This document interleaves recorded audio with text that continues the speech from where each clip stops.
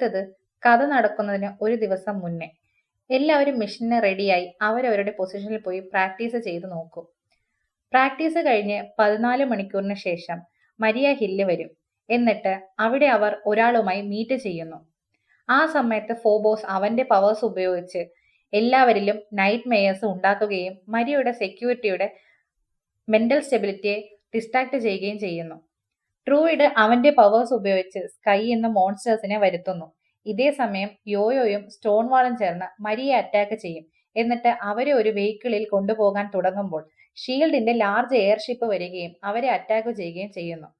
Daisy വീണ്ടും ഡ്രൂയിഡിനെ വിളിക്കുകയും counter attack ചെയ്ത് അവരെ രക്ഷിക്കുകയും ചെയ്യുമ്പോൾ അവന്റെ എനർജി ലോസ് ആയി അവൻ അവിടെ വീണു പോകുന്നു. നെക്സ്റ്റ് മരിയ ഹില്ലിനെ ഒരു കസേരയിൽ കെട്ടിയിട്ട് എല്ലാവരും ചുറ്റും കൂടി നിൽക്കുമ്പോൾ ദൂരെ നിന്ന് നിക് ഫ്യൂരിയുടെ ഒരു ഹീറോയിക് എൻട്രി. മരിയയുടെ അടുത്ത് വന്നിട്ട് ഫ്യൂരി ചോദിക്കും, ഞാൻ എന്താണ് നിന്നോട് പറഞ്ഞിട്ടുള്ളത്? മരിയ പറയും, നിങ്ങളെ പോലുള്ളവരോട് കുറച്ച് ജാഗ്രതയോടെ ഇരിക്കണം.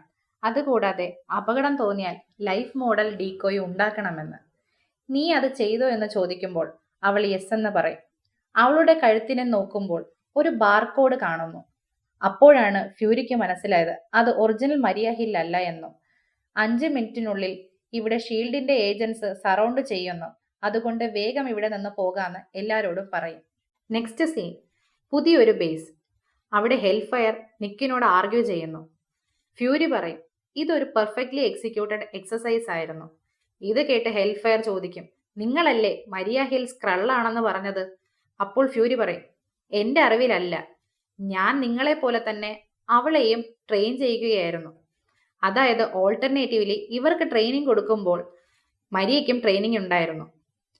അപ്പോൾ ഹെൽഫയർ ദേഷ്യത്തോട് പറയും, ഇത്രയും നാൾ നിങ്ങൾ ഞങ്ങളെ പറ്റിക്കുകയായിരുന്നു അല്ലേ? ഇനി ഞാൻ ഇവിടെ നിൽക്കുന്നില്ല. അപ്പോൾ ഫ്യൂരി പറയും, ഞാൻ പറഞ്ഞതൊക്കെ സത്യമാണ്. നീ ഒരു സോൾജർ ആണ്. ഞാൻ റെഡ് കാണിച്ചിട്ട് അത് ഗ്രീൻ എന്ന് പറഞ്ഞാൽ നീ ഗ്രീൻ എന്ന് തന്നെ പറയണം. അപ്പോഴാണ് ടിവിയിൽ സ്ക്രൾ ഇൻഫിൽട്രേഷന്റെ ന്യൂസ് കാണുന്നത്.